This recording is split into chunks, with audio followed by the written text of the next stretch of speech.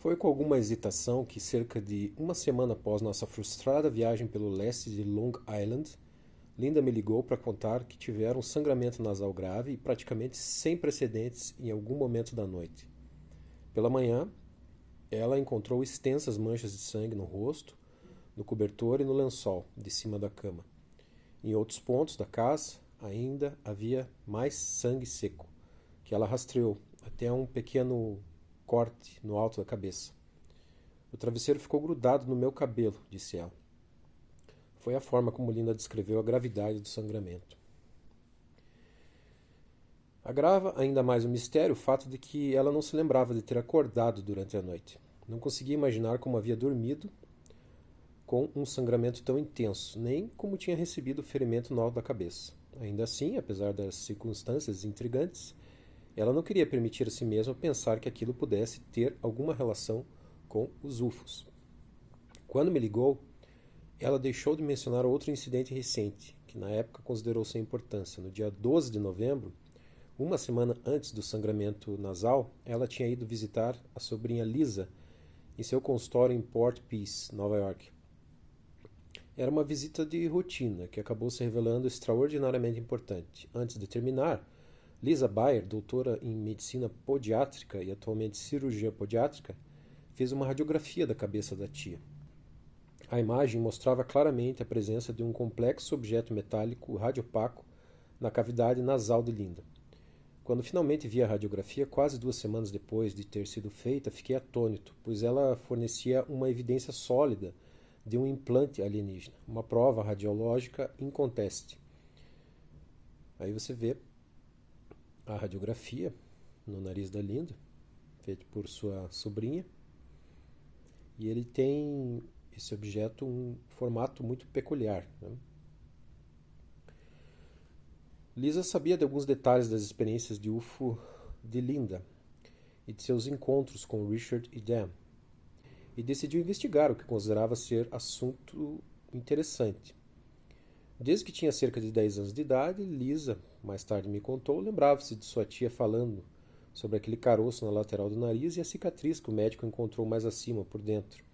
Ela não sabia o que havia causado aquilo, mas sempre a incomodou. Era realmente paranoica a respeito. Então, em 89, Linda contou à sobrinha o que havia passado, que era resultado de uma experiência de abdução por UFO. Lisa, como jovem médica, naturalmente ficou muito curiosa. E agora, em novembro de 91, decidiu encerrar o debate, ou o mistério. Deixe-me fazer um raio-x de sua cabeça, disse a tia. Assim poderemos descobrir, de uma vez por todas, se há algo por aí. Como Linda descreveu, a única máquina de raio-x que Lisa tinha em seu consultório era uma que usava para radiografar os pés das pessoas. Havia um pequeno banquinho baixo. As pessoas colocavam o pé em cima, então ela puxava a máquina de raio-x por cima para fazer a imagem. Eu tive que descer ao chão, de mãos e joelhos, com o bumbum para o alto, meio que como um bebê quando está dormindo, e apoiar minha cabeça de lado no banquinho. Senti-me tola. Lisa posicionou a máquina de raio-x sobre mim. Depois saiu da sala e tirou a radiografia, disse Linda. Logo depois, eu precisava pegar o trem para a cidade, então Lisa me levou até a estação. Ela não me procurou por mais de uma semana e eu presumi que a radiografia não havia mostrado nada. Mas, logo após essa semana, ela me ligou. Eu nunca tinha feito um raio-x de outra coisa que não pés, então não sabia exatamente como ajustar a amperagem e os quilowatts, disse Lisa. A imagem não ficou perfeita, mas quando a revelei, fiquei impressionada ao ver aquilo no lado oposto do rosto dela. Isso me assustou. Tive até medo de usar o telefone para ligar e contar a ela. Depois do que ela me disse sobre Richard e os outros, estava com medo do governo. Eu nem gostava de ter aquele raio-x em minha casa, para ser sincero.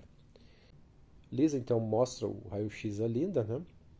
E, aparentemente, diz o Bud Hopkins, os ocupantes do UFO estavam cientes do que Lisa havia feito. Embora isso pareça improvável, dada a nossa ideia sobre a capacidade tecnológica deles, parece que os alienígenas realmente conseguem, de alguma forma, perceber quando o implante foi radiografado e está prestes a ser removido, o que permitiria que capturássemos uma peça crucial da tecnologia deles. É improvável que eles permitam que nós capturemos algo tão valioso que pudessem evitar.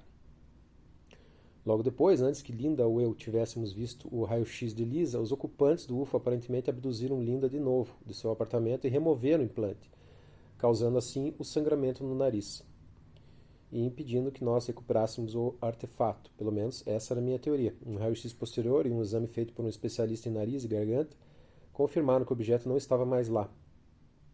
Mas a cartilagem, ainda deformada, mostrava onde ele havia estado.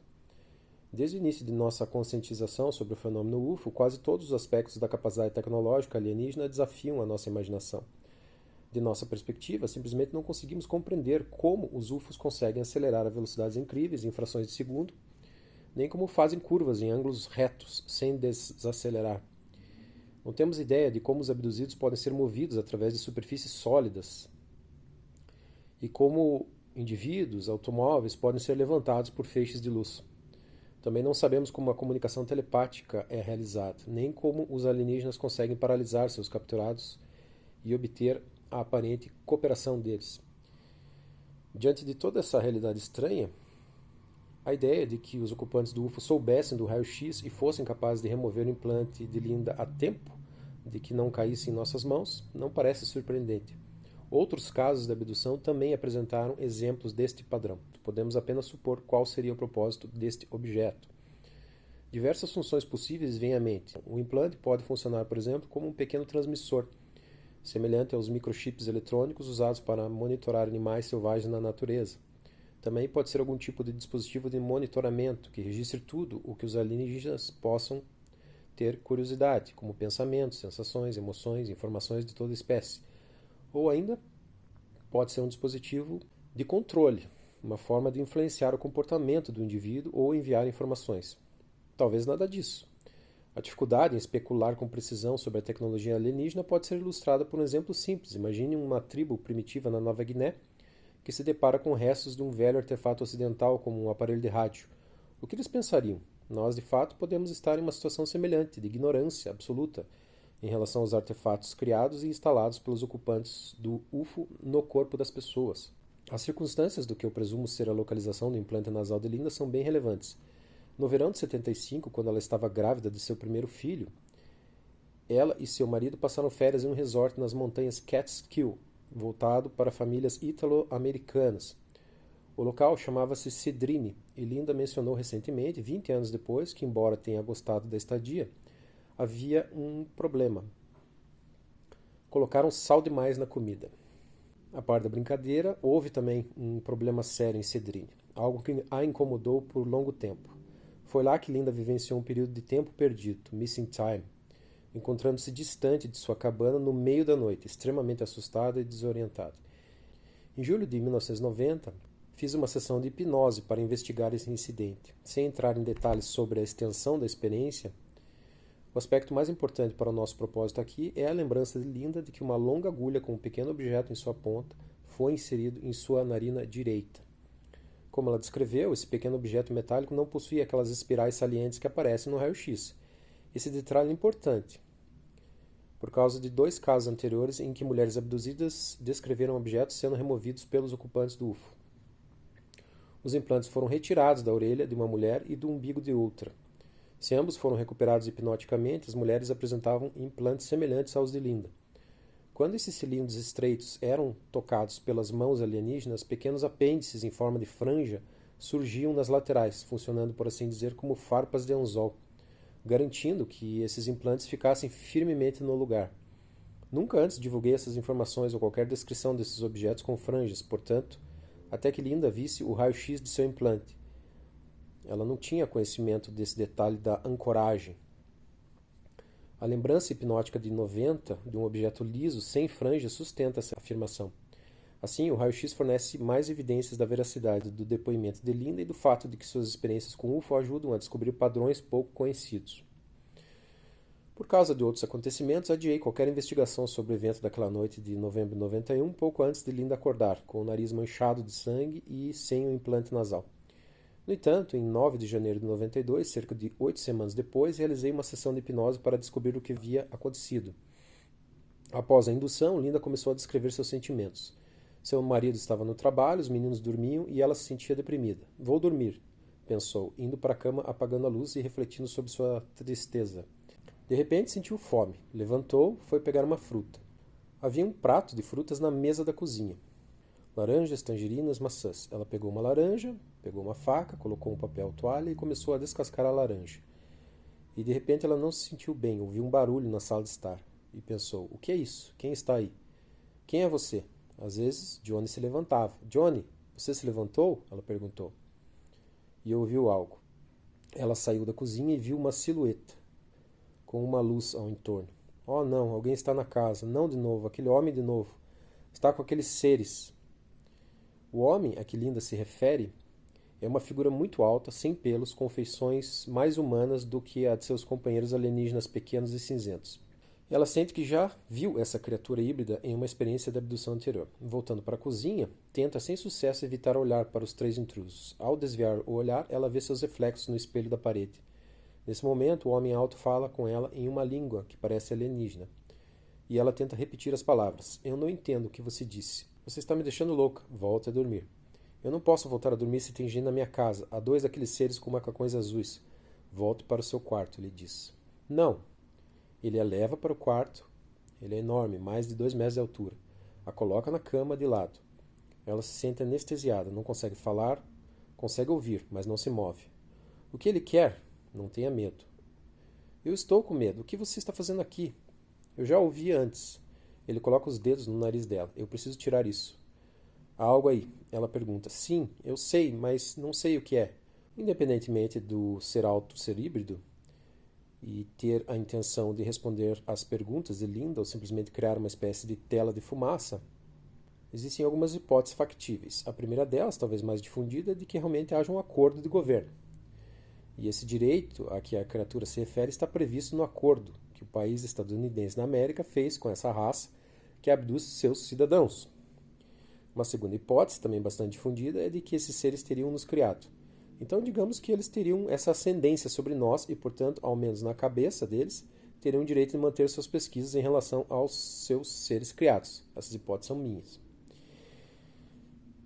E uma terceira hipótese, aqui, uma observação, é de que nesse planeta nós somos um fractal de alma. O kardecismo não explica muito bem isso. Vem de um espiritismo mais avançado, fora do kardecismo, derivado de outras linhas de conhecimento mediúnico. Muitos livros publicados trazem essa noção de que existe um mental soma e fractais divididos em diversas dimensões em planetas de densidade. Esses fractais de experiência não possuem a integridade da consciência original do mental soma, que corre em paralelo. E por isso, na abdução, já vimos isso aqui na resenha de Dolores Cannon, quando o subconsciente do paciente se manifesta em terceira pessoa, quase como um ser estranho, um terceiro ser, mas é a própria pessoa. Há alguma coisa escrita sobre confusão mediúnica, médiuns que se confundem porque não estão ainda devidamente elucidados a respeito e preparados tecnicamente para perceber a diferença de uma incorporação, uma canalização, de realmente um espírito, seja humano, seja alienígena, de terceiro, e um diálogo com o próprio ser, com o próprio mental soma, ou com outro fractal de alma em outra dimensão. Isso também é possível e acontece. Então, quando a criatura nos diz, nós temos esse direito de fazer abdução, tratar a mulher como cobaia, significa que a criatura foi autorizada pelo próprio abduzido, né, antes de encarnar, quando em paralelo. Essa é uma das hipóteses, essa última, né? Não aguento mais, ele está me carregando muito baixo, como se eu fosse pesado demais, me machuquei. Ele fez com que eu batesse a cabeça na cômoda, presumivelmente causando ferimento no alto da cabeça. Então, a criatura, o cara de 2 metros, pegou ela, carregou a força para o quarto e ainda bateu a cabeça dela, um pouco descuidado, né? Bateu a cabeça dela no móvel, na cômoda. E aí rachou a cabeça dela. Ele colocou uma luz azul presa a um fio, um aparelho parecido com uma agulha, e encostou na minha cabeça. Não sei o que fez, o que aconteceu. Então Linda se lembrou de ter acordado, percebido que seu cabelo estava grudado no travesseiro e descoberto o sangue. Ela saiu da cama e se olhou no espelho. Como tinha dormido com a mão direita sobre o queixo, O sangue no nariz que sangrava havia escorrido pela mão e pelo pulso. Ela não tinha memória do que havia causado tudo isso. A partir do final do transe, o Bud Hopkins diz assim que conversou um pouco mais sobre o significado dessa experiência, né? Ele estava preocupado com ela. Ele diz assim: não faz diferença se veio de um agente de segurança paranoico violento, a violência, ou de um intruso semi-humano em sua casa, ou de Richard. A sua humanidade era o fato mais importante de sua vida e estava sendo violada. Ela não permitiria que ninguém a surrupiasse. Eu me pergunto se os ocupantes de UFO não estariam conduzindo uma campanha subversiva, similar aos métodos usados por cultos religiosos radicais para convencê-la de que ela pertence a eles mais do que ao resto de nós. Estou farto de muitos casos de abdução em que crianças muito pequenas são contactadas pelos alienígenas que lhes dizem ser seus verdadeiros pais. Você vem das estrelas, você pertence a nós. Esse patrimônio essa tentativa de persuasão desorientadora é reportada em muitos relatos. Durante uma discussão de painel em uma conferência de UFOs, eu me lembro de ter ouvido Carla Tanner descrevendo a sua primeira memória de abdução. Era uma criança assustada de 5 anos, sentada em um campo, quando uma criatura de aparência insectoide lhe diz ser sua mãe. E ela nega que seja a sua mãe. Ela diz assim: não, você não é minha mãe, os meus pais estão dormindo lá na cama deles. E o alienígena, então, diz assim: nós somos os melhores amigos dos seus pais. Tentando persuadir a criança, né? Linda estava determinada a defender a convicção firme de que ela pertencia à humanidade, e não àqueles que afirmavam o direito de tratá-la a seu bel prazer, como cobaia de laboratório. Eu sabia que ela era uma lutadora, e seria profundamente testada nas semanas e meses seguintes. Enquanto isso, eu tinha o raio-x como evidência do que os alienígenas haviam feito com ela. Foi nesse período, até pela dificuldade de Linda nesses relatos hipnóticos, ela estava muito abalada, e o Bud Hopkins, percebendo isso, achou que poderia ser um bom caminho que ela desabafasse com mais alguém, talvez publicamente. E ele sugeriu que ela começasse a participar dos congressos com ele, e ela topou.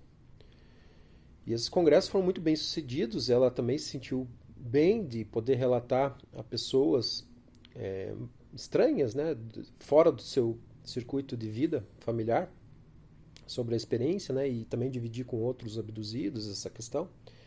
Aí você vê fotos de algumas conferências que eles participaram juntos.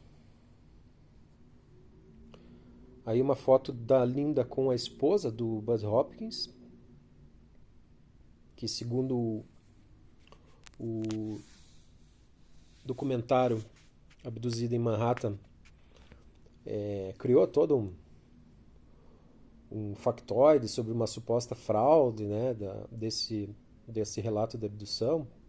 Eu acho que ela ficou com ciúmes, na verdade, justamente nesse período que o Bud Hopkins estava levando. A Linda era uma mulher bonita, né, tanto que os investigadores lá também gostaram dela. Acho que ela ficou com ciúmes, né, daí gerou um certo desconforto. E elas eram amigas, né, você pode ver aí que... No final de novembro de 1991, 7 meses depois que Erika havia explorado as lembranças do incidente de 89, lembremos da Erika. A Erika foi aquela outra abduzida que o Bud Hopkins estava tentando verificar se o disco voador que ela viu era o mesmo, né, que levou a Linda. E ele recebeu um envelope pelo correio. Nele constava o nome e o endereço de uma remetente, uma mulher de uma pequena cidade no interior de Nova York, digitado em um rótulo com bordas vermelhas. Dizia assim: confidencial, Ponte do Brooklyn. E havia uma carta de apresentação. Prezado Sr. Hopkins, meu nome é Janet, sou uma mulher de meia idade e já estou aposentada. Algum tempo atrás, em maio, a CBS exibiu um programa de 1 hora intitulado Visitantes do Desconhecido. Assisti ao referido programa porque, por acaso, estava na minha TV no momento em que entrei na sala. Desde aquela noite, passei a refletir sobre o que vi em Nova York, cerca de 1 ano e meio antes. Isso me perturbava.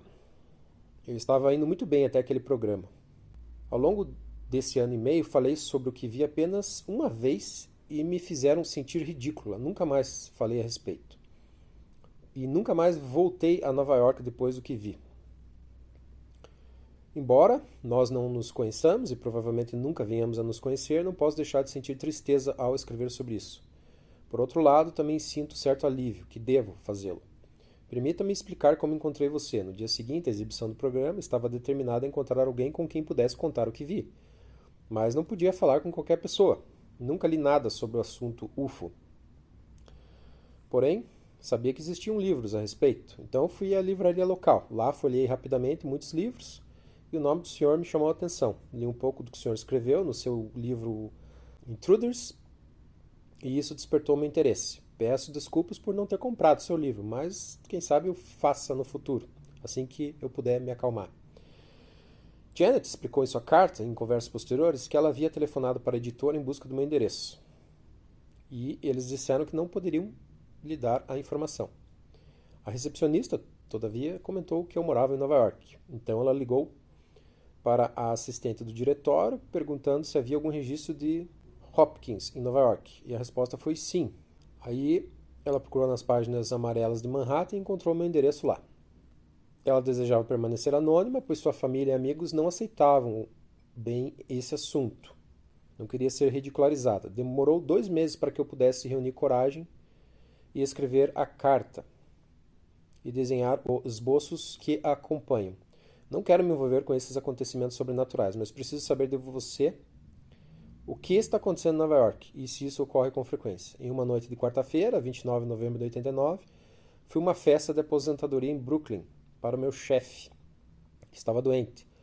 A festa se estendeu até as primeiras horas da madrugada de quinta-feira, 30 de novembro, exatamente depois do dia de ação de graças. Meu chefe me convidou para passar a noite na casa dele, mas eu estava ansiosa para voltar para casa. Dirigia pela ponte do Brooklyn com a intenção de atravessá-la e chegar ao lado de Manhattan e depois seguir pela FDR Drive rumo à minha casa. Porém, quando já tinha percorrido mais da metade da ponte, meu carro começou a falhar, até parar completamente. Fiquei tão abalada, era por volta das 3 da manhã.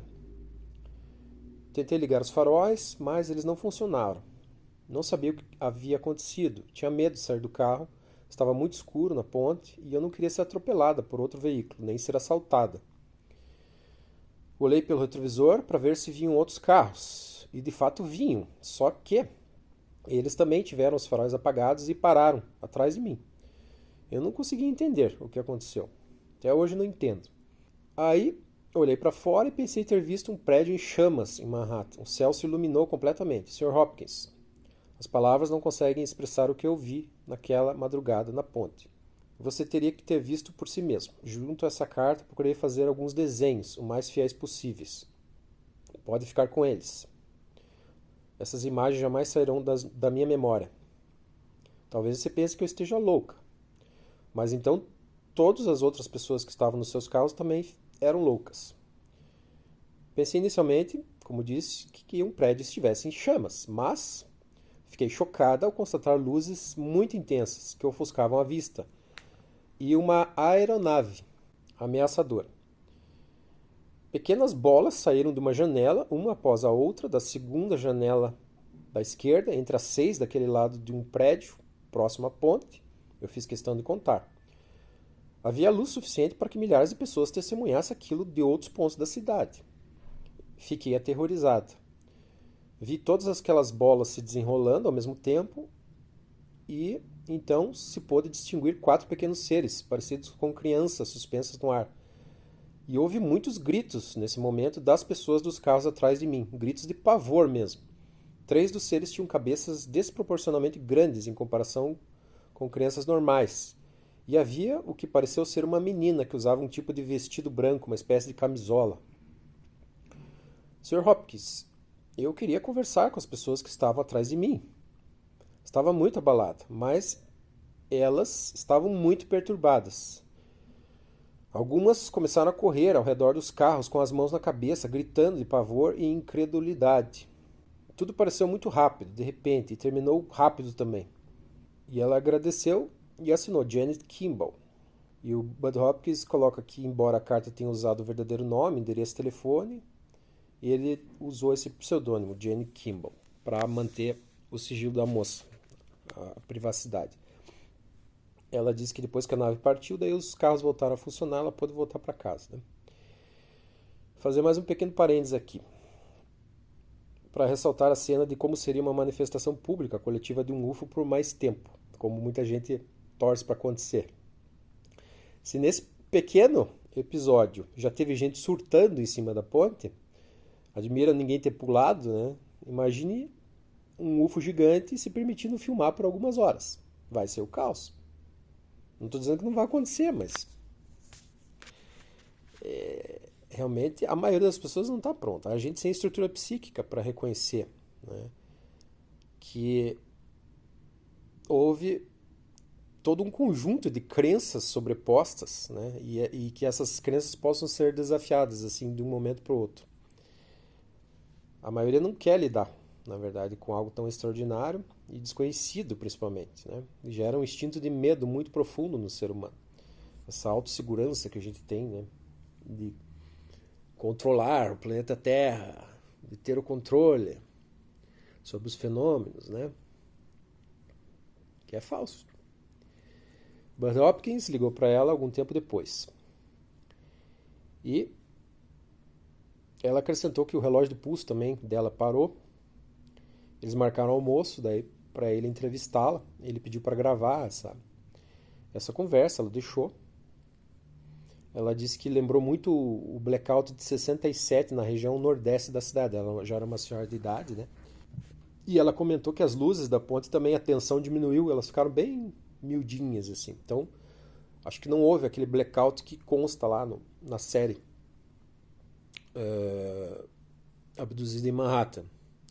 Mas houve uma queda de tensão ali na região. De qualquer maneira, as luzes do UFO, pelo que ela comentou, foram bem intensas e seria impossível ninguém mais ver, né? Ela disse que ficou aliviada, né, quando ele contou que outras pessoas tinham visto também o mesmo fenômeno. Ele colocou assim: eu investiguei muitas abduções que ocorreram em Nova York, algumas até durante o dia, e ainda assim eram misteriosamente invisíveis.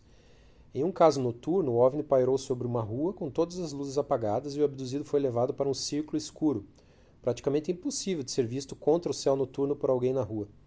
Já o caso da abdução de Linda foi muito visível. As pessoas que testemunharam as cenas assistiram a um espetáculo de luzes às 3h15 da manhã. E aí ele coloca que provavelmente as criaturas queriam ser vistas, né, para terem feito isso naquelas circunstâncias.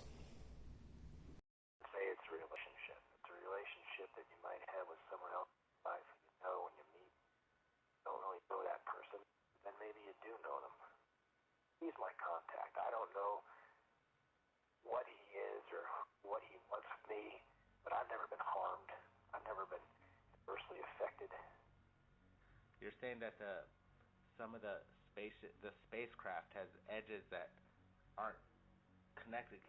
Could you go into more detail? More detail?